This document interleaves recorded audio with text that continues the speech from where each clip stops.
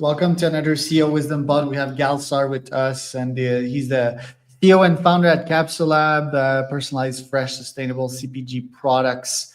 I was talking with Gal about my Nespresso machine, and he mentioned the words. It is like the Nespresso model, but on steroids. And then I got excited, so I knew I had to hit the recording button here before we get into these details. Gal, tell us a bit more about yourself and what Capsule Lab is about. Okay, so since you mentioned the Nespresso and the coffee industry, then we are doing any kind of product except coffee, which means capsules of pharma, toiletics, cosmetics, food supplements, superfood, perfumes, or any other liquid product. And the idea is that we took the factory and managed to make the capsule to be the factory. And our platform is actually doing exactly what you're showing right now. That's our website. Materials, ingredients, and mixing them on the spot to make any kind of product in just 1 minute. It's pretty genius. And why are you not in coffee? Okay. When you are dealing with because coffee, of Nespresso. yeah, you already have solutions for coffee.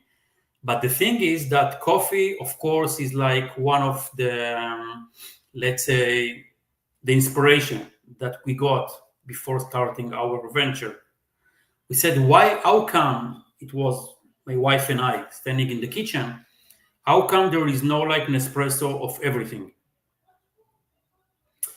And after a few, let's say, technical checkings, and we found that no one ever filed a patent on the basic idea of placing the mixer inside the capsule, which means that the capsule itself is the facility and the factory that makes everything.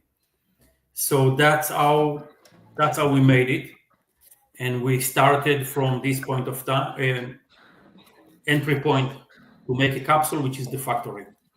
Okay, so let's dissect that. So yeah, the Nespresso machine model, we both know that it's a gold mine, right? Like the customer buys the machine, but what they're really buying is a subscription, right? And I believe it's proprietary, these capsules, so that they need to have some kind of deal with Nespresso or something like that. But the Nespresso brand is also very strong, so they're constantly gonna rebuy the capsules.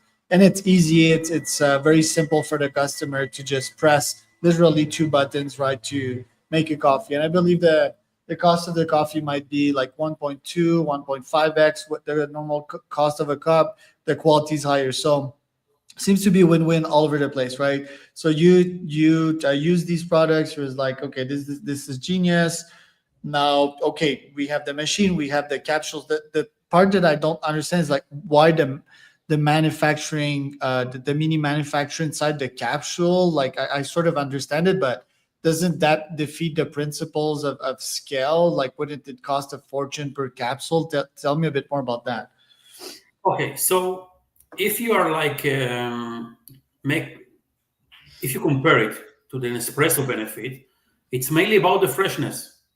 Yes. You're tasting your coffee. I also have here a cup of Nespresso coffee, and you can feel that the taste is different because it was freshly brewed. Yes. In our case, freshness is only one of the benefits that we are offering, because our main benefit is about the customization and the personalization. And the only way to give a solution for real-time need of end customer, with when you have many degrees of freedom of ingredients, the only way to do it is to make a micro manufacturing according to the specific needs of the customer. And that's what we are doing. Right, because when you say micro manufacturing, my mind immediately goes to complex and like a machine inside the machine. But what you really mean is that you're cutting off supply chain so that it's directly in the hands of the customer. So let's take an example, right? Like a face cream. I don't use any face cream, but let's pretend that I do. So I would have a face cream machine from L'Oreal, right? And they would sell me the refill out of this face cream machine. So every time I press a button, I have this fresh face cream that I would use, way higher quality than anything that I would get. I would experience immediate results, but I would probably pay a fortune per capsules, right? Like, I don't know, $5 per capsule, which is a cost of 150 USD per month to put cream in my face. Is that just the model here? It's not exactly the model, because in our case, we are capable of making the production not only for one-time use, but for all month use. So what you are getting is like 30 ml of freshly made customized product that you will consume during the following 30 days, and then you can make another face cream, for example. In some other cases, like hair coloring or vitamin shots, it is a one-time application or one-time shot that you are consuming. But in general, we are capable to support any kind of volume and final amount of a product. And who makes the machine and the capsule? Is it like your core invention, or do you customize it per client? How does that work? Okay, that's a good question, because we have many, not many, but few different models. First of all, the machine and the digital platform is something that we are the manufacturers. We are doing it, the hardware in China, and all the software is developed in Israel. We are selling the software platform as a service, like software as a service, or more correct, platform as a service solution for the B2B partners that we are working with. Regarding the materials, it depends. We have collaboration with raw ingredients manufacturers. Some of them are like the biggest, like Givaudan, one of the biggest raw ingredients manufacturers, and we are delivering to the endpoint the actual ingredient and cutting all the supply chain, like from like 5 stations in the middle. That's exactly what you mentioned before about the supply chain benefit. Right. And the cream, how do I produce like more cream from my home? Like, I'm not getting that part. Okay, so the idea is that the cream, for example, which can be not necessarily face cream, it can any kind of CPG product, as you mentioned in the beginning. It's something that we are doing after inserting the ingredients into the capsule, which means that that capsule is assembled manually by you in a few seconds. The video that you just ran, maybe you can run it again, so we can focus on the first, let's say, 10 seconds of the video to see how the ingredients are inserted into the capsule. You can pause right here and right now. Okay. Do you see the colored ampoules on top, like the white, yellow, pink, and red? Yeah. These are the actives, which are combined in real time into the factory in a capsule solution, into the capsule itself, and they are pushed into the main chamber to be mixed together. Okay. Yes. And there's already, these things are already in the machine. And what's the use of the capsule? Like, I'm still not clear. Okay, so the machine doesn't have any contact, it doesn't touch any material. That's why we are so, let's say, we have such variability to support any kind of product. Everything happens and managed within the capsule. So the capsule is the machine itself. The machine is just the motor that pulls, push, rotate the mixer. And what does it mix exactly? Let's say that it's a cream. What are these 5 components that we're seeing here, and what is the white material? Okay, so the white is the base What is the cream. base? Base cream, like base without any perfume or actives or any kind of additive. And the colored ampoules that you see above are the actives. For example, vitamin C. Yep, the serum sort of. Okay. Huh. All right, I get it. And when do I actually need to refill all of that as a customer? Okay, so when you are mixing the capsule is going afterwards to reuse, to recycle and reuse. Like Nespresso. Yes. No, with Nespresso is a recyclability. It's recycled. In our case, it's reused, which means that Reuse. we are collecting and sending it back refill. Okay. Huh, but yet, isn't like the full cream produced? It goes in this glass here. Yeah. And at what point do I need to refill it with real thing? I mean, it doesn't create cream out of thin air. Yes, it means that you need to run a different capsule each time that you're making a new product. And each capsule is made of base, the white chamber that you just pointed, and the colored additives that are mixed in real time. Right. Okay, so I, as a customer, I get like the full benefit of a fresh and effective cream, sort of. What would be the cost for me for that machine and the refill of these ingredients? It really depends on the partnership that we are making and the actual, let's say, kind of industry that we are working with. For example, machine is also, can be given for free also when we have subscription. In our business model, and that's why I told you in the beginning that it's like an espresso on steroid model, the cost of the machine is marginal compared to the actual margins and the actual cost of the final product that we are making on the spot. Right. Sounds pretty expensive though. Like, let's say that I would use a cream, I wouldn't expect to pay it, less than the actual product. Am I right of saying that? Can you give me use case of customers who deployed your solution and ultimately the end consumer, how much they pay? Okay, so in some cases, the end consumer paid thousands of, few thousands of dollars for a machine because there is no other solution to make customized product like we are offering.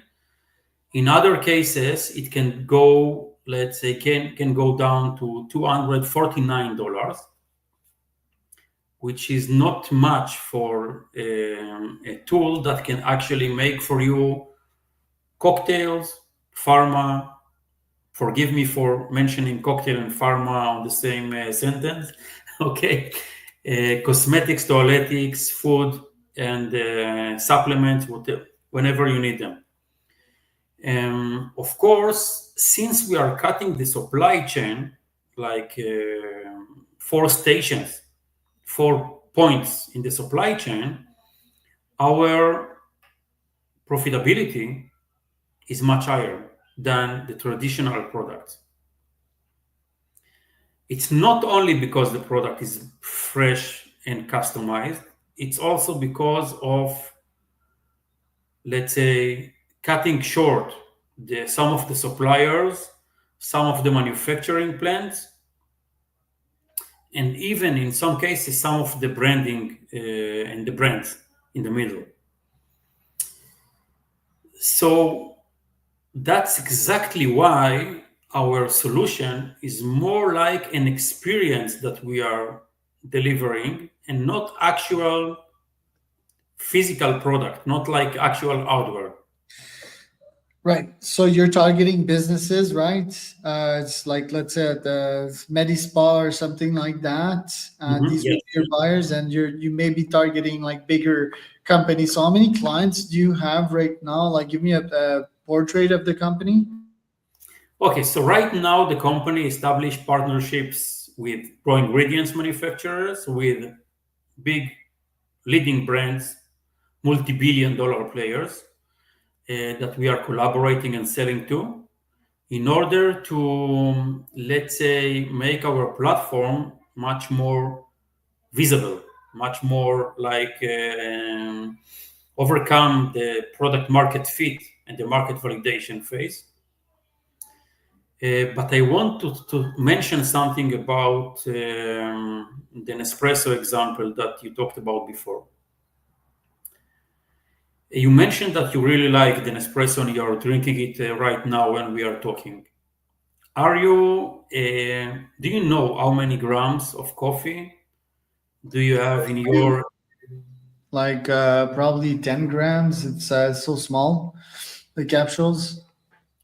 It's much. Grams. I mean, like it's probably like 2 grams. Sorry, yeah.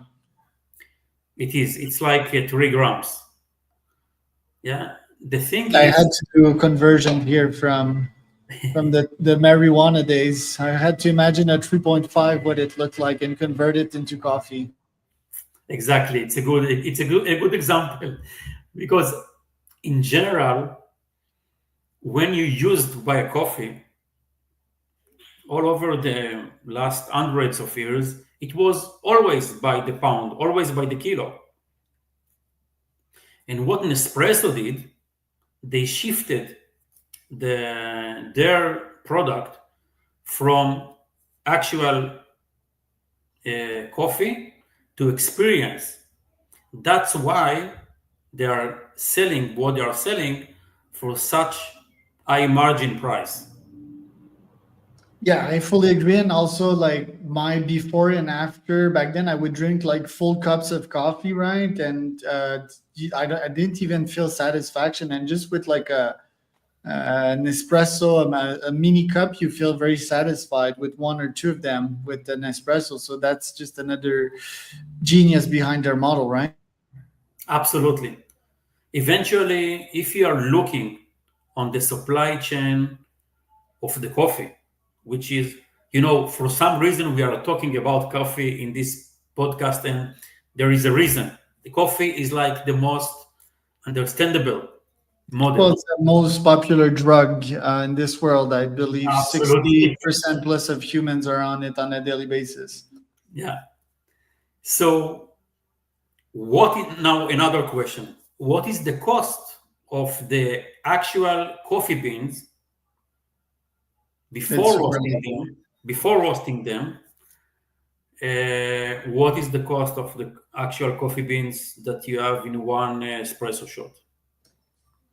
Cents, One, micro cents. 1 cent only. Yeah, and yeah, let's call it. I think per capsule is it like $1 per capsule, $2 per capsule? You mean like the final? Espresso? Yes, Yes, yes, yes, I think it's $1 or $2, right? yes. Let's assume it's $1. It's still something that you have a ratio of 1 to 100 between the actual cost of the coffee beans I see and all hipsters being like, damn Nespresso exploiting coffee makers, actually in the missing the beauty. point. It's exactly the same in the beauty industry in our case. For example, the cost of sunscreen product is has the same ratio of 1 to 100. It's Uh, insane the cost of sunscreen. It's insane. Like here I'm in Mexico, right? And I when I go on vacation, I think I'm paying like $25 for a very small bottle of sunscreen. and it costs only very few tens of cents when I'm talking about the chemicals inside. I'm not talking about the packaging now.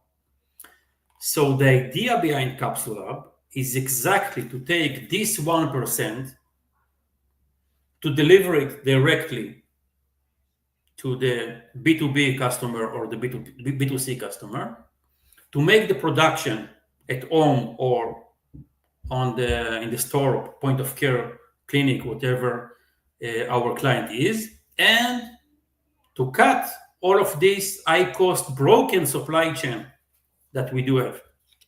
Yeah, I get it. I think also when it will really kick in, it's when people can, for example, analyze their own skin, right? Like with an app, and then your machine would deliver them a personalized cream.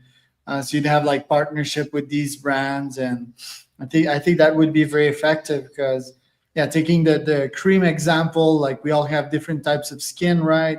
I'm in Oaxaca, Mexico right now, which is like closer to the sun, right? I think it's like 1,500 meter in the air, right? The air composition is different. Also, at this time of year, it's like it's the wet season right now. It started, I think, like 2 weeks ago. So if the machine can provide me at the exact time, even without me knowing, right, like the cream that I need right now, I think that's great. I think short term that can work with like very wealthy clients or B2B, right? But when do you think that revolution will officially kick in? Because I think that most customers, yes, they do want personalization, but taking the cream example here with let's say like Brian Johnson, right, a biohacker that's totally obsessed about his skin and all of that. I don't believe most humans are like that. I think they just like, oh, I'll buy this fancy, expensive cream, this 100, $200 cream, and I'll just put it on and see what will happen. And I think it's just a very small micro segment that want like very a high premium, most effective product, right? It's a micro segment, but in percentage, it's like hundreds of billion market. And this hundreds billion market is now backed by the AI revolution. For example, you mentioned that you are like testing some of the products, and maybe not you personally, but the average consumer, to see and to check what are the consequences, like what are the results. But the AI in today gives you many recommendations about what you need. For example, today we are interfacing AI tools that scan your face and gives you the exact formula that you need. This percentage of vitamin C, hyaluronic acid, and this kind of color. How can you get a percentage of vitamin C, color, and hyaluronic acid if you're buying a traditional product? You cannot. It's like trillions of combinations. So what we do today, we are basically just working with many AI technologies to adjust and to analyze your skin according to the specific needs. Right. And I had a client from Tel Aviv actually that did the AI face scanning. Maybe we're even referring to the same company, but he was for Botox treatment, right? Like he would Uh, scan the face, and then it was like, hey, you need an injection there, here, which is kind of interesting, right? Targeting med spas and so forth in LA. LA is like the national capital for that, I would guess.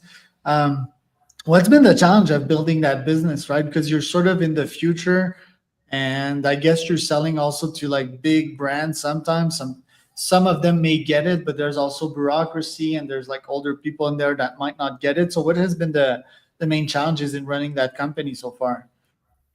okay, so basically, it's not something that you are starting to develop after approaching the market and the big companies and asking them, guys, what is your like immediate need today? Because they maybe know the market, but it's very hard for them to imagine how technology would change the way that products are consumed.